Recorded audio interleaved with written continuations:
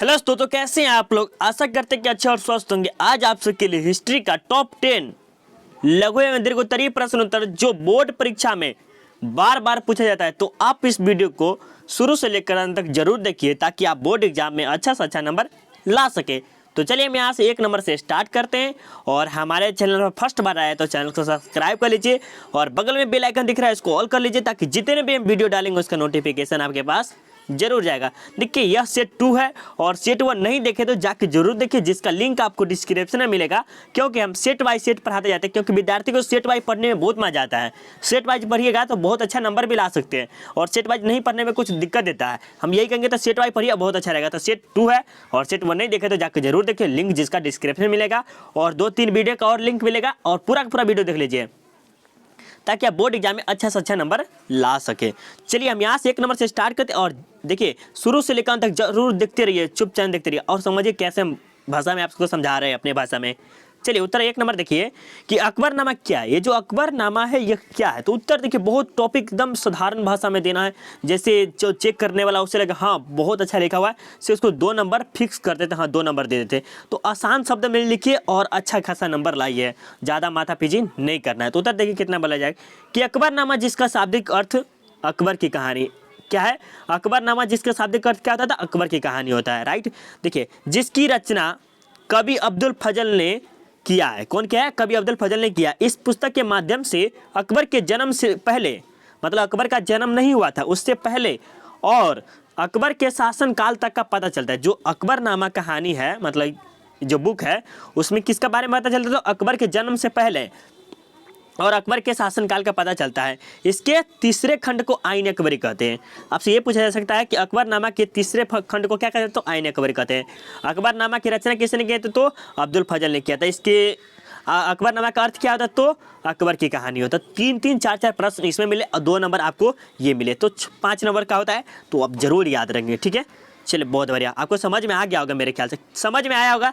देखिए मेरे वीडियो से अगर थोड़ा सा भी समझ रहे हैं तो कम से कम 5 दोस्तों को शेयर कीजिए, थोड़ा सा शेयर कर दीजिएगा तो थोड़ा सा मोटिवेशन बढ़ जाता है, ठीक है। ठीक है, चलिए बहुत बढ़िया। चलिए 2 नंबर में कि गौपुरम क्या है, गौपुरम का अर्थ क्या होता है, या गौपुरम किसे कहते हैं, गौपुरम से आप क्या समझते हैं, गौपुरम क्या है, ऐसे भी प्रश्न पूछ सकते हैं। गौपुरम के बारे में आप 5-50 शब्द लिखिए, ऐसे पूछा जा सकता है, किसी भी प्रकार से आपसे पूछा जाएगा। लेकिन ये दिए हम छोटा सा उत्तर देखिए कैसे पूछा। गौपुरम मंदिर के प्रवेश द्वार को कहते हैं। किसे कहते हैं, गौपुरम का अर्थ क्या होता है, तो मंदिर के प्रवेश द्वार को कहते हैं, ठीक है।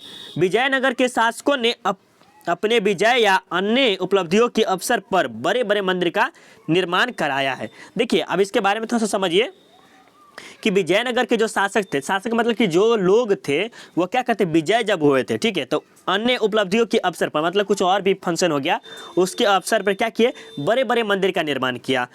और जैसे में एक गौपुरम में हो गया, एक मंदिर है गौपुरम के साथ, और 2-3 मंदिर और है, तुच्छल नाम के इसी टाइप पे है उसका मंदिर का, बड़े बड़े मंदिर का निर्माण कराया, ठीक है।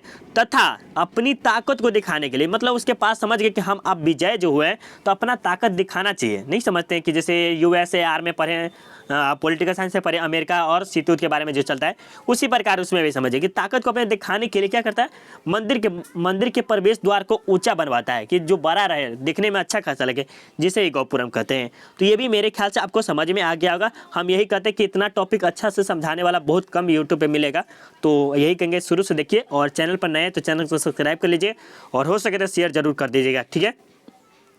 चलिए मेरा सब वीडियो देखिए जाएगा तो सभी में आपको एक्सप्लेनेशन ही मिलेगा, कोई भी वीडियो टिक करवाते नहीं गए, कोई वीडियो का से टिक करवाते गए, बाकी आपको एक्सप्लेनेशन के साथ ही कराए हैं, ठीक है। चलिए 3 नंबर में कि हड़प्पा सभ्यता की लिपि के बारे में आप क्या जानते हैं। ये जो हड़प्पा सभ्यता है इसकी लिपि के बारे में आप क्या जानते हैं, इसमें 2 नंबर आपके फिक्स है, ये जरूर आएगा। 2 हड़प्पा सभ्यता से 4 नंबर के 2-2 नंबर वाला आता है, और 5 नंबर का एक सब्जेक्टिव आता है, तो पूरा हो गया 9 नंबर, जिसका हम लिंक आपको डिस्क्रिप्शन में दे दिए चैप्टर 1 का, जिससे 9 नंबर आप पा सकते हैं, ठीक है। चलिए यहाँ से बोला यार कि उत्तर देखिए, हड़प्पा सभ्यता के लोगों को लिपि का ज्ञान था। बहुत से स्टूडेंट बोलेंगे कि हड़प्पा सभ्यता की लिपि का ज्ञान नहीं था, ये गलत बात है। हड़प्पा सभ्यता के जो लोग थे उसको लिपि का ज्ञान था, जिसे वे चित्रों या चिन्हों द्वारा दर्शाते थे। चित्रों मतलब कोई चीज पार उड़ कर, जैसे आप मान लीजिए चित्रकला करते हैं उसी प्रकार वो चित्र से दर्शाते थे कि ये हो गया ये, ठीक है। अर्थात हड़प्पा सभ्यता की लिपि जो थी क्या थी, भाव चित्रात्मक थी, ठीक है। कैसी लिपि थी तो भाव चित्रात्मक थी। इनके लिपि में 64 मूल चिन्ह थे। कितने? 64 मूल चिन्ह थे और 400 कुल वर्णों की संख्या थी। कितने? 400 कुल वर्णों की संख्या थी। तथा इसके लिपि को दाएं से बाएं लिखा जाता था। किसके? दाएं की से बाएं की ओर लिखा जाए, जैसे इस बगल से लिखा जाता है, ठीक है। जैसे उर्दू में देखते हैं खासकर उसी प्रकार हड़प्पा सभ्यता की लिपि भी उसी प्रकार था, लिखा जाता था। अभी तक विद्वानों ने इस लिपि को पढ़ने में असमर्थ रहा। अब ऐसा बोला जा रहा है कि हड़प्पा सभ्यता जैसे आप वैज्ञानिक से हो गया, उस हड़प्पा सभ्यता की लिपि को नहीं पढ़ पाया, ठीक है। और ये भी आपको टॉपिक बहुत अच्छे से समझ में आ गया होगा। चलिए आगे चलते हैं। और इसमें कहा जा रहा है कि देखिए ये वीडियो देख रहे हैं तो 480 के कर लीजिए, उसके बाद जरूर देखिए 480 720 पे देखिए तो आपको वीडियो बहुत VIP लगेगा, ठीक है। चलिए यहाँ से चलिए, आप कह रहा है 4 number very very important question for your exam. ये वाला क्वेश्चन सिर्फ यही कि आइन अकबरी क्या है, आइन अकबरी के बारे में आप क्या जानते हैं, आइन अकबरी के बारे पर संक्षिप्त वर्णन करें, कुछ भी पूछ सकता है। तो इसके बारे में उत्तर देख क्या करना है। उत्तर में आइन अकबरी जिसका अर्थ होता है अकबर का कानून। क्या होता है? अकबर का कानून। यह अकबरनामा का तीसरा भाग है। क्या है? यह अकबरनामा का तीसरा भाग है। इसकी रचना अब्दुल फजल ने किया था। अब्दुल फजल ने कैसे? फारसी भाषा में किया था, ठीक है। इसे अकबरकालीन इतिहास की आत्मा कहते हैं। जो ये है आइन अकबरी, इसे क्या कहते हैं तो अकबरकालीन इतिहास की आत्मा कहते हैं, ठीक है। इसके 5 भागों में, इसके 5 भाग, कितने भाग है? 5 भाग है। प्रथम भाग में शाही घराने के विभिन्न विभागों का वर्णन है। दूसरे विभाग में सैन्य व्यवस्था का वर्णन है। तीसरे भाग में कृषि तथा भूराजस्व तथा चौथे भाग में हिंदुओं के पूर्व त्योहार, ग्रह, नक्षत्र तथा पांचवें, आप बोला जा रहा है कि 5वें भाग में अकबर की सुक्ति का अब्दुल फजल का जीवन चरित्र है। और ये जो 5वां जो भाग है उसमें किया गया है तो अब्दुल फजल ने क्या किया, अकबरनामा के चरित्र के बारे में बताया, जीवन चरित्र के, ठीक है। कैसे थे नहीं थे वो उसके बारे में बताया। ये आप जरूर अगर लिख देते हैं 2 नंबर कोई नहीं रोक सकता। अगर ये लिख देते तो सिर्फ ये लिख दीजिएगा तो 2 नंबर कोई नहीं रोक सकता, ठीक है।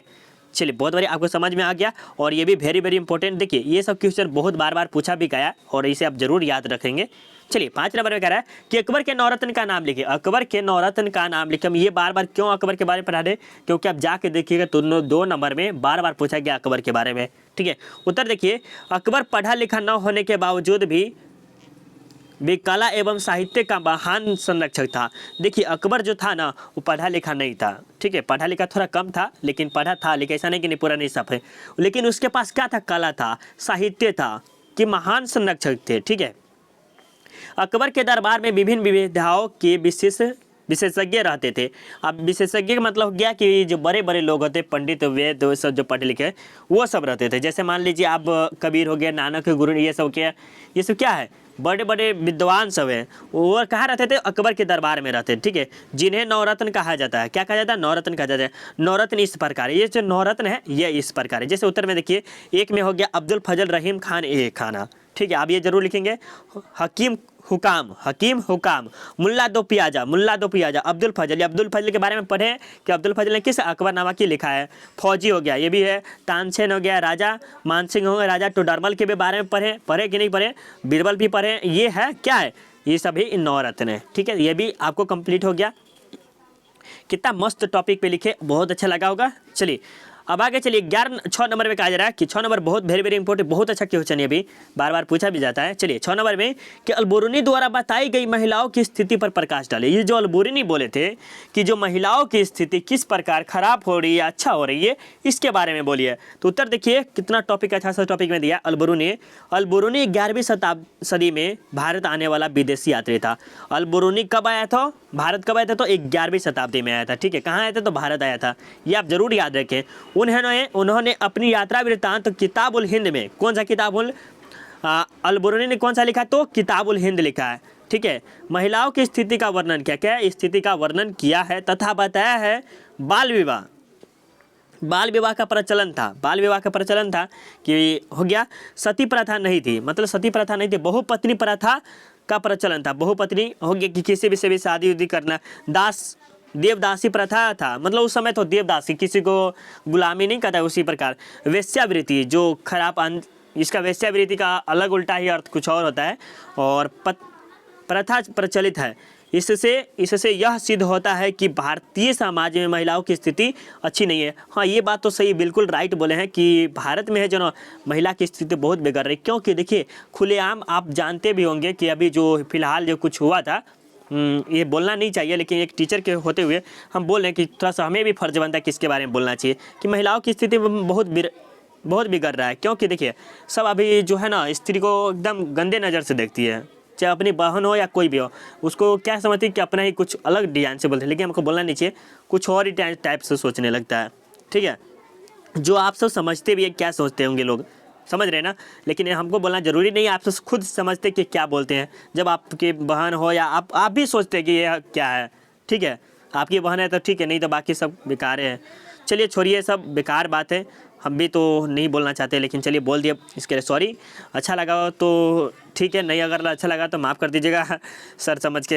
ये सर क्या बोलते सर। चलिए फ्रांसीसी बुकनन कौन था, ये 2-2 नंबर का बहुत भी आई है। ठीक है, फ्रांसीसी बुकनन कौन था। तो फ्रांसीसी बुकनन 1794 में भारत की यात्रा पर आने वाला एक चिकित्सक था। कौन था फ्रांसीसी कौन था, तो एक चिकित्सक था। क्या था, एक चिकित्सक था। जो कब आया था, तो फ्रांसीसी बुकनन 1794 भारत की यात्रा पर आने वाला था। ठीक है, उन्होंने अपनी कोलकाता प्रवास के दौरान अलीपुर में एक चिड़ियाघर की स्थापना कहाँ पर किया गया था, कोलकाता में एक अलीपुर जगह है, अलीपुर, वहाँ पर एक चिड़ियाघर की स्थापना किया।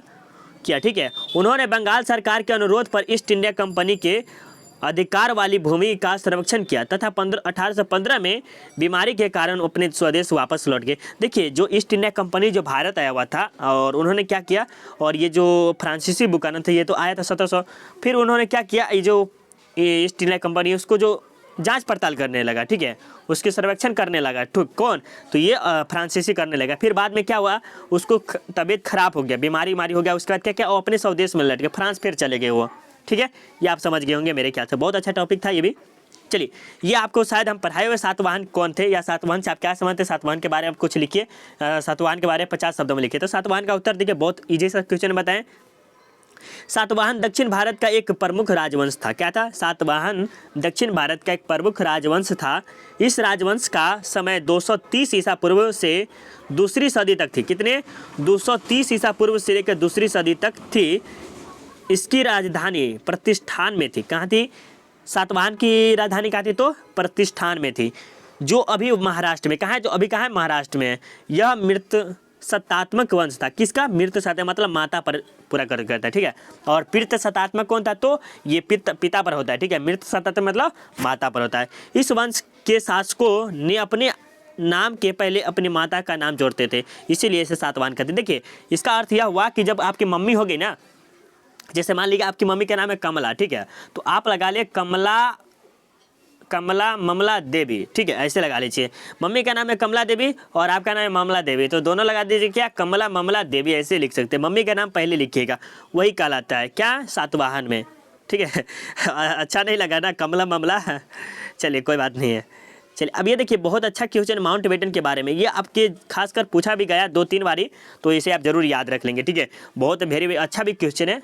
देखिएगा जाकर क्वेश्चन में तो खोलेगा तो ये क्वेश्चन आपको जरूर मिलेगा कि माउंटबेटन योजना क्या है, या माउंटबेटन योजना भारत में आया तो उसके बारे में संक्षिप्त वर्णन दीजिए। माउंटबेटन से आप क्या समझते, कुछ भी पूछ सकता है। अभी इजी क्वेश्चन से लाइक क्या है बस, और इसके बारे में वर्णन कीजिए। अब देखिए कैसे करा कि लॉर्ड माउंटबेटन योजना जो 24 मार्च 1947 को वायसराय बनकर आया था।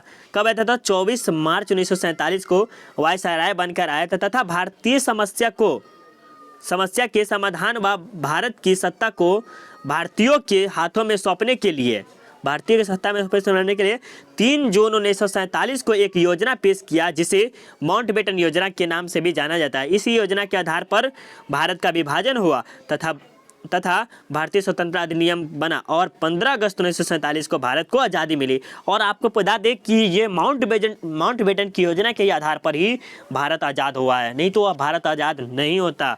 इसका कारण ये, और एक हम और भी कारण सुने हुए हैं, जस्ट कुछ दिन पहले ही वीडियो देखे थे कि कहीं आया हुआ था। तो ये जो है ना कोहिनूर का हीरा कहा जाता है कि वो जो है ना अंग्रेजों के हाथ, पहले जो भी राजा के, जैसे मुगल हो गए, लोधी वंश हो गया, इब्राहिम लोधी, इन सभी के हाथ में जो गया ना ये कोहिनूर हीरा, तो सबके शासक खत्म होते गए। उसी प्रकार अंग्रेजों के भी हाथ लगा तो अंग्रेज भी क्या हुए, खत्म होने लगे। फिर उसके बाद ब्रिटेन की महिला, इसका नाम नहीं याद है, उन्होंने क्या किया, अपने माथे पर रद्द धर लिया कोहिनूर हीरा को। तब से ये भारत चल गया और भारत छोड़ भी, इसका भी एक कारण था। लेकिन ये जरूर याद, या नियम ये याद रखिए, ठीक है, ये सब मत लिखना है बकवास से। चलिए ये भी कब गया था ये जरूर आप याद रखेंगे। और ये जो माउंटबेटन कब आया था, तो ये आया था इतना में वायसराय बन गया। लेकिन ये इसको जो भारत को सौंपा कब था, 3 जून 1947 को सौंप दिया गया था, जिसके कारण क्या हुआ, 15 अगस्त 1947 को भारत की आज़ादी मिल गई। चलिए ये 10 नंबर क्वेश्चन और वेरी वेरी इंपॉर्टेंट है, ये लास्ट क्वेश्चन आपके, और इसे जरूर याद रखेंगे। चलिए अशोक के धर्म से आप क्या समझते हैं, अशोक के धर्म के बारे में आप जरूर बताइएगा। अशोक विश्व इतिहास में जितना चक्रवर्ती सम्राट के रूप में प्रसिद्ध नहीं है। क्या बोला जा रहा है कि अशोक जो है विश्व इतिहास में जितना चक्रवर्ती सम्राट के रूप में प्रसिद्ध नहीं है, वो प्रसिद्ध नहीं है, ठीक है, उससे कहीं ज़्यादा इतिहास में अपने धर्म के लिए, धर्म से क्या है, बहुत प्रसिद्ध है। कौन, तो अशोक बहुत प्रसिद्ध है, किसके लिए, धर्म के लिए। वास्तव में अशोक का धर्म बौद्ध धर्म, जैन धर्म नहीं था। अब बोलते हैं कि जो बौद्ध अशोक है कौन धर्म से था, तो बौद्ध धर्म से था, या जैन धर्म से, किसी भी धर्म से नहीं था, या वैष्णव धर्म, ईसाई धर्म, किसी भी धर्म से यह मालिक नहीं रखते थे। कौन, तो अशोक। लेकिन ये बात है कि बौद्ध धर्म की प्रचार किए हुए कौन, तो अशोक किए, बहुत प्रचार किए उनके लिए, बौद्ध धर्म के लिए, और उसे विश्व बना देता, विश्व प्रसिद्ध बना देता बौद्ध धर्म को, ठीक है। बल्कि यह सभी धर्मों के अच्छी बातों का निचोड़ रखते हैं। अब देखिए आप सबको भी रखना चाहिए। अब मान लिया आप हिंदू है, राइट, एक क्वेश्चन बता रहे हैं, जब आप पढ़े लिखे हैं तो थोड़ा सा ज्ञान ही रखिए, ठीक है। पढ़ना सब तो है ही जीवन में, लाइफ में, लेकिन ये थोड़ा सा याद रखिए कि मान लिया आप हिंदू है और कोई आदमी मुस्लिम है, तो मुस्लिम के भी बारे में कुछ नॉलेज रखिए। ऐसा नहीं कि सिर्फ हिंदू में ही ऐसे में रहना चाहिए। कहीं आप खतरा हो गया तो उस समय आप मुस्लिम के समय में, तो वहाँ पर भी आप कुछ अपना बोल सकते हैं, ऐसा स्थिति रखिए। तो सभी भाषा का निचोड़ ज्ञान रहना चाहिए, ये भी हम कहेंगे। चलिए जिसकी भाषा का, तो अशोक के सभी भाषा का निचोड़ था, देखिए, बल्कि वह सभी भाषा धर्मों की अच्छी बातों का निचोड़ रखते थे, ठीक है, जिसकी जानकारी हमें अशोक के 7वें अभिलेख से मिलती है। अशोक के 7वें इस प्रकार है, जैसे अशोक का 7वां अभिलेख इस प्रकार है, देखिए, प्राणियों की हत्या न करना। अब देखिए कोई भी प्राणी के, जैसे मान लीजिए आप जानवर हो गया, खसी हो गया, आप जानते होंगे बकरा, उसी को मार देते हैं कोई भी किसाई, तो इसको नहीं मारना चाहिए, हत्या हो रहा है, ठीक है। माता पिता की सेवा करना। अब नहीं हो क्या, माता पिता को हो गया आप गाला गलौज कर रहे हैं, तब पढ़ भी ले रहे हैं और एजुकेशन पर्सन भी बन रहे हैं, बट उसको माता पिता को कोई रिस्पेक्ट नहीं दे रहे, ठीक है।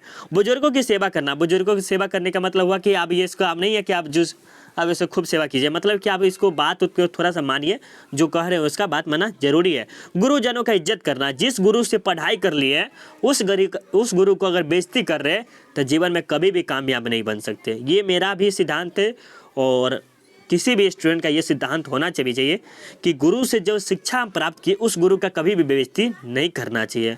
कम खर्चा करना चाहिए, जितना हो सके कम खर्चा कीजिए।